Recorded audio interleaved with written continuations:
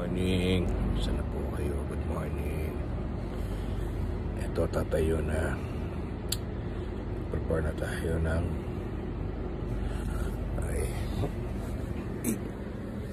nakakantok pa talaga.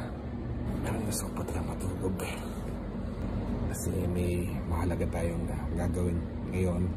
Naiga pa ako ulit. Pero wala na oras. Kailangan tumaya. Siling kumakanta na yon. Kumakanta yung kapitbahay ko. Kukuha ako ng kape, nag-almusal na dahil meron tayong appointment para sa aking yearly medical sa food handler. Kailangan talaga yun.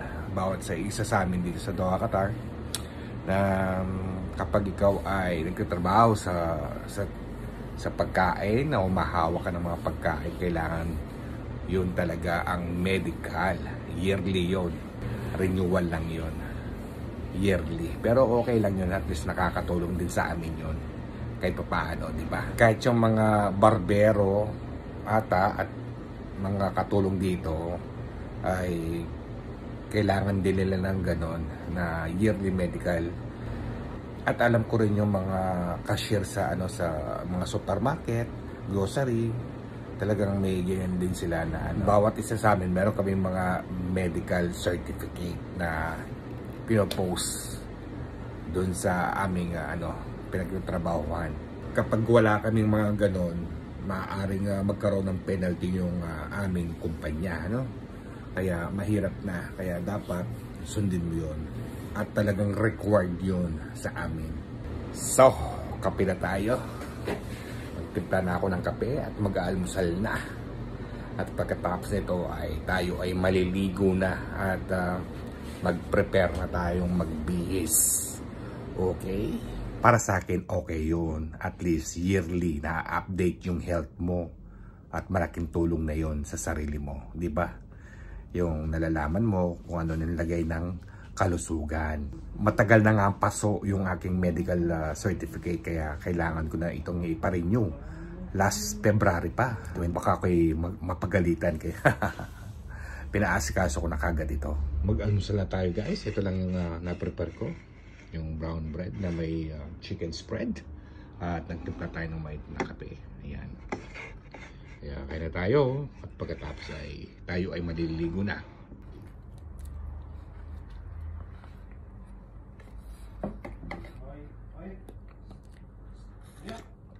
Eto guys, handa na ako at ready na ako. Papuntang medical at mag-order na lang ako ng taxi. Pababa na lang ako niyan. Ito na yung mga requirements. Dala ko na. Sakay na ako ng sasakyan, ng taxi.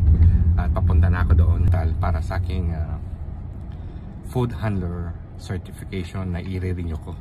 Siyempre kailangan pa rin na, na magpa-check up o whatever para mabigyan tayo ng certificate. Kaya baka hindi ko may papangako sa inyo na makapag-vlogs ako doon dahil bawal. Pauna ko pa lang, bawal talaga. Yan na lang kita, i-update na lang kita pag naka-free na lang ako. I-share ko dito sa aking video itong aking dinadaanan papuntang medical.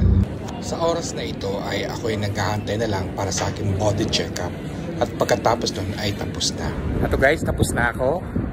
At nakaalpas din Naghahanap na lang ako ng masasakyan papuntang bahay. At nakaraos na rin. Okay, sasakay na ako ng sakyan pauwi ng bahay. Sobrang init na talaga guys, talaga. Ay, at least nakatapos na ako. Ako, sa next year na naman ulit niyan. Pero hindi ko alam kung nandito pa ako.